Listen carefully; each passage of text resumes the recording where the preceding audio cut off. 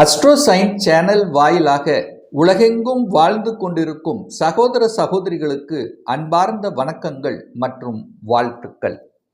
இன்றைய பதிவானது 2025 டிசம்பர் மாத ராசி பலன்கள்.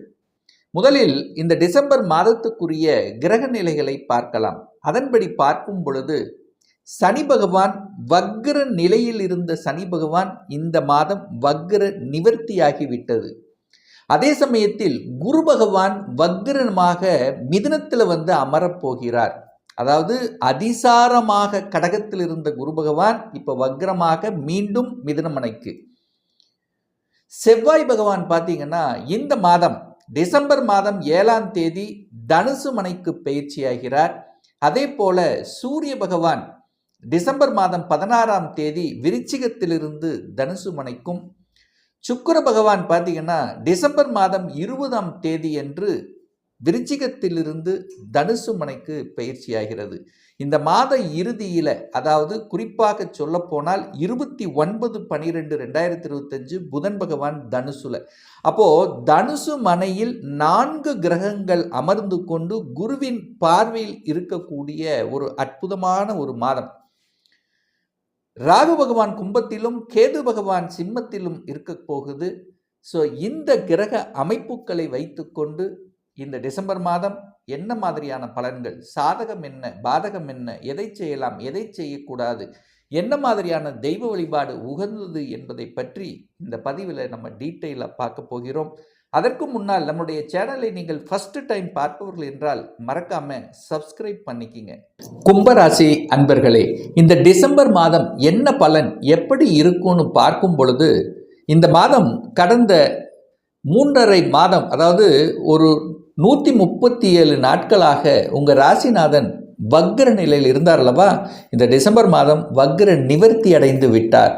அப்போது ஒரு குழப்பமான இருந்த சூழ்நிலை இப்போ விலகிவிட்டது.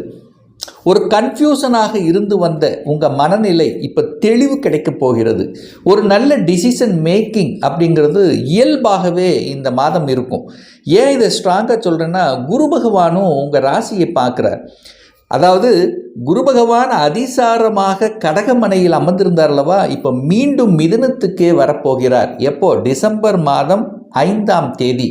அந்த குரு பகவான் உங்கள் ராசியை பார்க்கிறது ஒரு அற்புதமான ஒரு அமைப்பு. அப்போது கடந்த சில மாதங்களாகவே உங்கள் மனதில் இருந்து வந்த அந்த அழுத்தம், ப்ரெஷர், டென்ஷனுங்கிறது இப்போ அது விடுதலையாக போகுதுன்னு சொல்லலாம். அப்போ என்னன்னா, ஒரே வார்த்தை என்ன, உங்கள் மனசு நல்லா இருக்க போகுது, உங்கள் செயல் திட்டம் சிறப்பாக இருக்க போகுது, நினைத்த காரியங்கள் செயல்படக்கூடிய அமைப்புகள், சந்தர்ப்பங்கள் இந்த டிசம்பர் மாதம் சிறப்பு பெறும் இந்த கும்பராசி அன்பர்களுக்கு. ஒரே ஒரு விஷயம், உங்கள் ராசியிலே ராகு இருக்கார். அப்போ இந்த ராகு என்ன பண்ணும்? ஆசையை தூண்டக்கூடிய கிரகம். அப்போது அளவுக்கு அதிகமான ஆசை அப்படிங்கிறத வைக்கக்கூடாது அப்படிங்கிறதையும் ஞாபகத்தில் வச்சுக்கோங்க. ஆனால் அதே சமயத்தில் எந்த ஒரு புதிய விஷயங்கள் நீங்கள் செயல்படும் போதும் கொஞ்சம் யோசிக்கணும். ஏன்னா அங்கே ராகு இருக்கார், ஒரு சர்ப்ப கிரகம் இருக்குது. அப்போ இந்த ராகுக்கு அது பெயர்ச்சி வரைக்கும் புதிய விஷயங்களை செய்யும்போது கொஞ்சம் யோசித்து, அதாவது இது கரெக்டாக தப்பா அப்படிங்கிற அந்த செயல்பாடுக்குள்ளே போய் தான் டிசிஷன் எடுக்கணுங்கிறத ஞாபகத்தில் வச்சுக்கோங்க. சரி, குடும்பஸ்தானத்தில் உங்கள் ராசிநாதன் உட்கார்ந்துருக்கார். அப்போ வக்ரமாக உட்கார்ந்துருந்தார். அப்போ நிறைய பேர்த்துக்கு குடும்பத்துக்குள்ளே சில வாக்குவாதங்கள் கண்டிப்பாக இருந்திருக்கும். அது இல்லாமல் இந்த கும்பராசி என்பவர்களுக்கு இருந்திருக்கவே இருக்காது. நீங்கள் ஒன்று சொன்னால் அது எதிர்மறையாக ஒன்று நடந்திருக்கும், இல்லை சில கருத்து வேற்றுமைகள் ஏற்படுத்தியிருக்கும், அல்லது குடும்பத்தில் ஒரு சிலருக்கு பிரிவு கூட ஏற்படுத்தியிருக்கும். அது இல்லைன்னு நான் சொல்ல. இந்த ஒரு 3.5-4 மாதங்களாக ஒரு வக்ரமாக இருந்திருந்தது, உக்ரமாக இருக்கக்கூடிய தன்மைகள், இது அத்தனையும் இப்போ இந்த டிசம்பர்லிருந்து விலக ஆரம்பித்து விட்டது. இப்போ புரிந்து கொள்ளக்கூடிய தன்மைகள் ஏற்படுத்தும். குடும்பம், தன்னுடைய மனைவி, தன்னுடைய கணவன் அப்படிங்கிற இந்த எண்ணம் ஸ்ட்ராங்காக அமையும். அவ்வளோதான். அப்போ என்ன சொல்ல போகிறேன், அந்த கருத்து வேற்றுமைகள் விலகக்கூடிய ஒரு காலகட்டமாக இந்த டிசம்பர் மாதம் அமையப்பெறும் இந்த கும்பராசி என்பவர்களுக்கு. பணத்தால் பிரச்சனை, நிறைய பேருக்கு பணம் சார்ந்த விஷயத்தில் பிரச்சனை.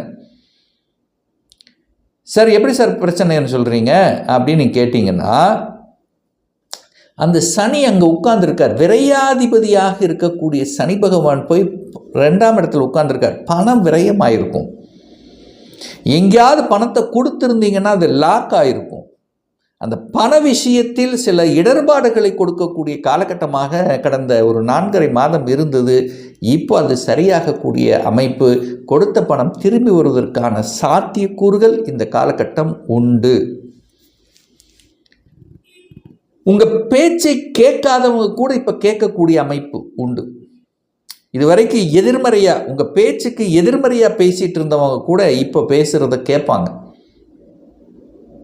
சார் நிறைய பிரச்சனை உருவாக்குச்சு சார், நான் நல்லதே சொன்னேன் சார். அந்த நல்லதே சொல்லக்கூடிய விஷயங்கள் இருந்திருந்தாலும் உங்களை புரிஞ்சிக்காத தன்மையெல்லாம் நிறைய வேலை விஷயத்தில் அதாவது உங்கள் சக ஊழியர்கள் சார்ந்த விஷயங்கள் ஏதாவது ஒரு டெம்ப்ட் உங்களுக்கு கொடுத்துட்டு இருந்திருக்கும். இப்போ அதெல்லாம் மறையக்கூடிய ஒரு காலகட்டம். சரி, தைரிய வீரியத்தை கொடுக்கக்கூடிய செவ்வாய் பகவான் ஆட்சி பலத்தோட ஸ்ட்ராங்காக உட்கார்ந்துருக்கார். 10ஆம் இடத்துல உட்கார்ந்துருக்கார். திக்பலம் அடையுது. இப்போ 11ஆம் இடத்துக்கு மாற போகிறார். எப்போ? 7ஆம் தேதி, டிசம்பர் 7ஆம் தேதி 11ஆம் இடத்தில் அமர்ந்து கொண்டு குருவினுடைய பார்வை பெற்றிருப்பது சூப்பரான அமைப்பு. செவ்வாய் சம்பந்தப்பட்ட துறையில் இருக்கக்கூடிய அத்தனை கும்பத்துக்கும் நல்லா இருக்க போகுது.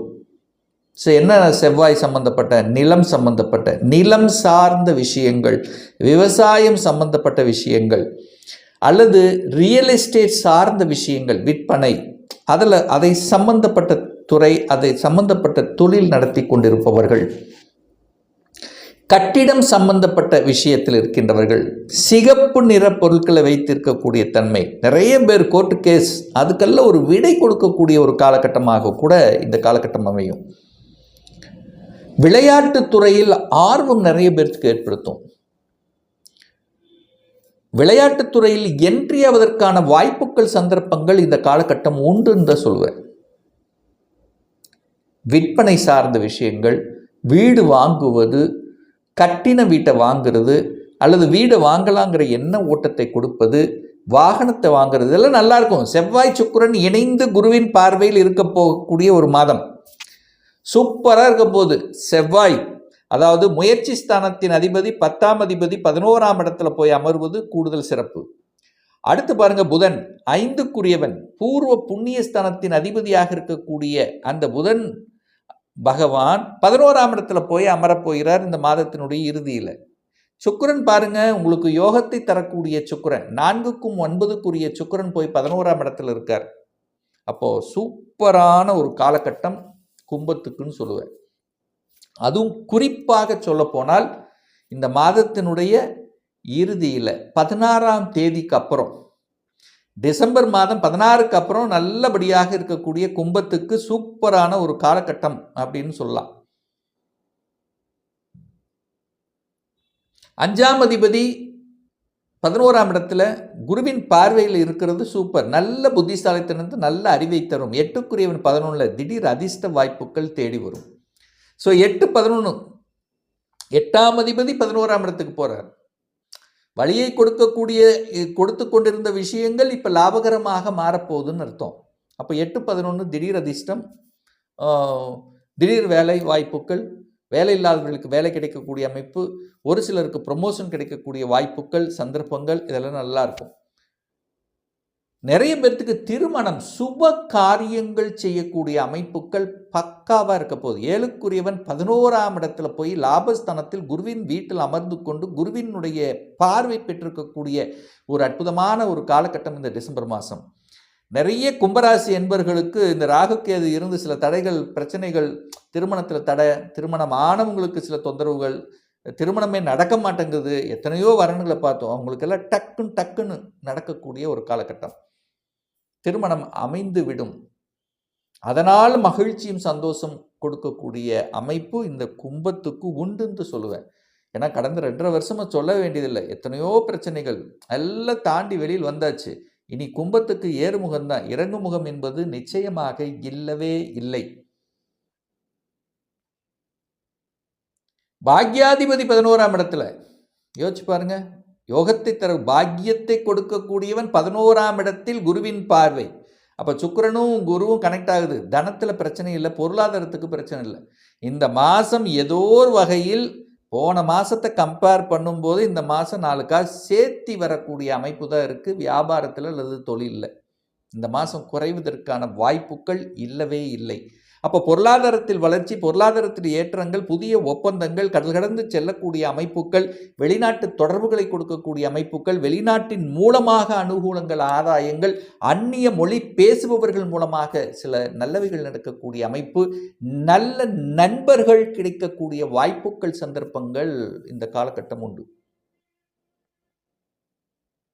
அப்போ அறிவுபூர்வமாக கணக்கு வழக்கு சம்பந்தப்பட்ட விஷயங்கள், தகவல் தொடர்புத்துறை, கம்ப்யூட்டர், கம்யூனிகேஷன் இதெல்லாம் சூப்பராக இருக்கும். ஏன்னா புதனாலே கம்ப்யூட்டர், புதனாலே கம்யூனிகேஷன், புதனாலே தகவல் தொடர்புத்துறை.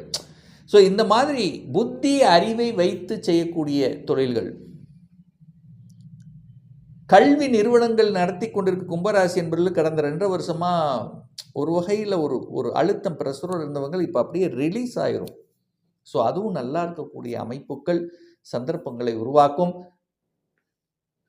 ஒரு நல்ல தெய்வ வழிபாடு இந்த மாதம் அப்படின்னு எடுத்துக்கொண்டால் நிச்சயமாக குலதெய்வ வழிபாடு, அதே சமயத்தில் ஆஞ்சநேய வழிபாடு, சனிக்கிழமை தோறும் ஆஞ்சநேய வழிபாடு எடுத்துக்கொள்வது ரொம்ப ரொம்ப சிறப்பு. அப்போ குலதெய்வ வழிபாடு இந்த மாதம் கும்பராசி என்பவர்களுக்கு ஏற்றத்தை கொடுக்கக்கூடிய ஒரு நல்ல மாதமாக அமையும். இப்போ நான் சொன்னது கோச்சார ரீதியாக இந்த டிசம்பர் மாதத்துக்குரிய ஒரு பொதுவான பலன்கள். இந்த ராசி நட்சத்திரத்தில் பார்த்தீங்கன்னா பல கோடிக்கணக்கான பேர் இருப்பீங்க. எல்லாருக்கும் ஒரே பலன்னா நிச்சயமாக இல்லை. ஏன்னா ஒவ்வொருத்தருடைய ஜாதகமும் ஒவ்வொருத்தரும் ஒரு இண்டிவிஜுவல் அப்படிங்கிறத ஞாபகத்தில் வச்சுக்கணும். இந்த கோச்சார பலன்களை தொடர்ந்து ஒரு 3-4 மாதங்கள் கண்டினியூஸாக பாருங்க. கரெக்டாக மேட்ச் ஆகலை, பொருந்தி வரல அப்படின்னா உங்களுடைய தசாநாதன் அல்லது புத்திநாதன், பாவ கிரகங்களுடைய தொடர்பு அல்லது 6, 8, 12ஆம் இடத்தோட ஒரு கனெக்டிவிட்டி நிச்சயமாக இருக்கும். ஒரு துல்லிய பலன் வேணும். ஒரு சுய ஜாதகம் பார்க்கணும். வேலையை பற்றி தெரிஞ்சுக்கணும். சொந்த தொழில் செய்ய வேண்டிய கொடுப்பினை இருக்கா? எந்த கோர்ஸ் எடுத்து படித்தா நமக்கு ஃப்யூச்சர் நன்றாக இருக்கும்? திருமணம் தடைப்பட்டு கொண்டே வருகிறது. எப்போ சார் திருமணம் நடக்கும்? எப்போ குழந்தை பாக்கியம் கிடைக்கும்? எப்போ ப்ரமோஷன் கிடைக்கும்? இது போன்ற கேள்விகளுக்கு துல்லியமான பதிலை நம்மால் கூற முடியும். ஒரு பர்சனல் கன்சல்டேஷன் எடுத்துக்கணும், ஒரு சுயஜாதகம் பார்க்கணும் என்று விருப்பப்படக்கூடிய அன்பர்கள் டிஸ்பிளே தெரியக்கூடிய நம்பருக்கு வாட்ஸ்அப் மூலியமாகவோ ஃபோன் கால் மூலியமாகவோ தொடர்பு கொண்டு நேரடியாகவோ அல்லது ஆன்லைன் மூலியமாகவோ கன்சல்டேஷன் எடுத்துக்கலாம். நம்முடைய அலுவலகம் கோயம்புத்தூரில் அமைந்துள்ளது. அதாவது கோயம்புத்தூரிலிருந்து மேட்டுப்பாளையம் செல்லும் வழியில் வெள்ளக்கிணர் பிரிவு அன்னபூர்ணா ஹோட்டலுக்கு அருகில் அமைந்துள்ளது. பிரியர் அப்பாயின்மெண்ட் வாங்கிட்டு நேரடியாக கன்சல்டேஷன் எடுத்துக்கலாம். நிச்சயமாக இந்த பதிவு ஏதாவது ஒரு ரூபத்தில் யூஸ்ஃபுல்லாக இருக்குங்கிறதுல எந்தவித மாற்று கருத்தும் கிடையாது. இந்த ராசி நட்சத்திர நேயர்கள் அனைவரும் வாழ்க வளர்க வளம் பெறுக என்று எனது வாழ்த்தினை தெரிவித்துக் கொண்டு விடைபெறுகிறேன். நன்றி, வணக்கம், வாழ்த்துக்கள்.